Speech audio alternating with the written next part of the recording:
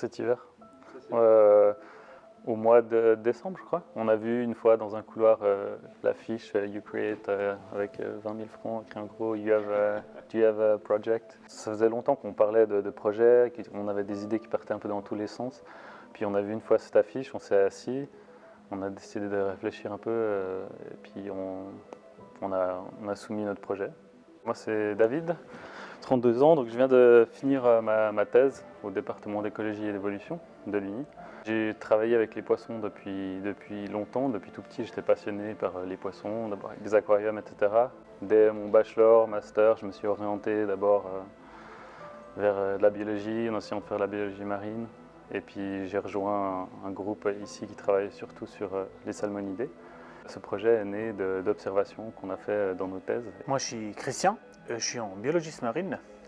Je fais mon master en biologie marine en Italie et je me suis toujours passionné par la génétique et maintenant la génomique, clairement.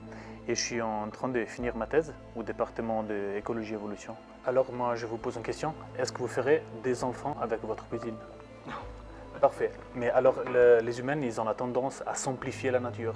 Du coup, avec les élevages intensifs, avec l'agriculture, nous, on essaie de faire les choses plus simples et plus pratiques au niveau des manipulations.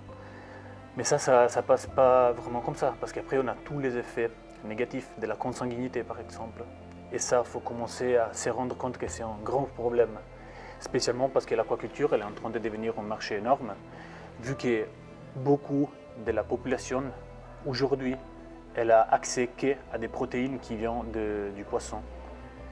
Et du coup, il faut commencer à prendre soin de cette population.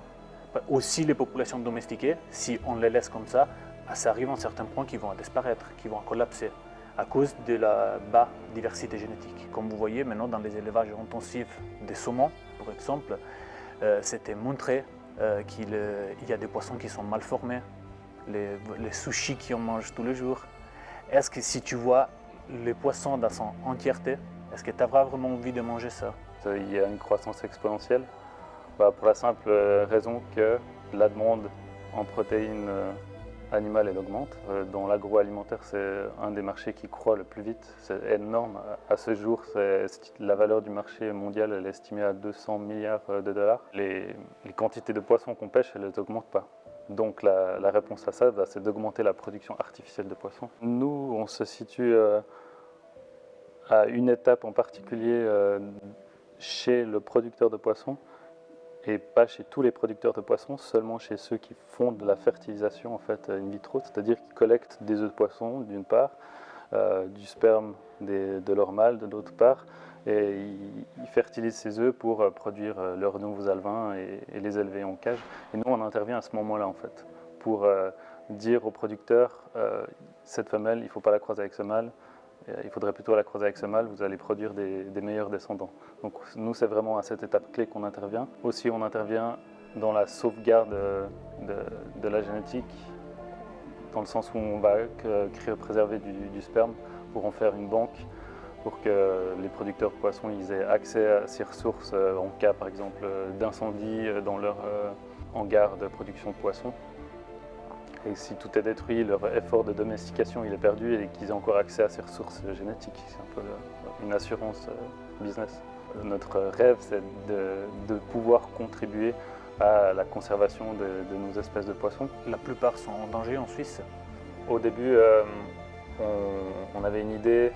Je pense comme beaucoup de scientifiques qui ont une idée, avec la tête dans le guidon, on voit un problème, on est obsédé par ce petit problème, et on voit tout de suite ses implications. Le premier exercice, assez difficile d'ailleurs, c'est de réussir à vulgariser un problème pour le rendre intéressant pour d'autres personnes et lui donner une dimension aussi économique. Il faut qu'il y ait un projet viable derrière. Le programme You Create, ça nous a surtout aidé à comprendre un peu l'audience à laquelle on s'adresse pour rendre le problème intéressant, pour créer une émotion chez la personne qui sera peut-être différente si c'est le client ou un investisseur, etc. Pour que ce projet, le problème qu'on voit, il soit transmis efficacement chez cette personne et qui décide de s'impliquer financièrement ou en coaching ou en tant que client. Aujourd'hui, on a gagné notre bourse d'Innotrec, toujours donné par l'Université de Lausanne. On a 1 an pour développer encore notre projet. On a déjà notre client avec lesquels on veut faire d'abord des études pilotes. Tout est allé très vite, quoi, parce que l'idée en elle-même qui se rapproche le plus du projet actuel, elle est née cet hiver et on a été accepté. Dans un projet d'entrepreneuriat, il y a moi, il y a David, et il faut essayer de faire marcher notre idée.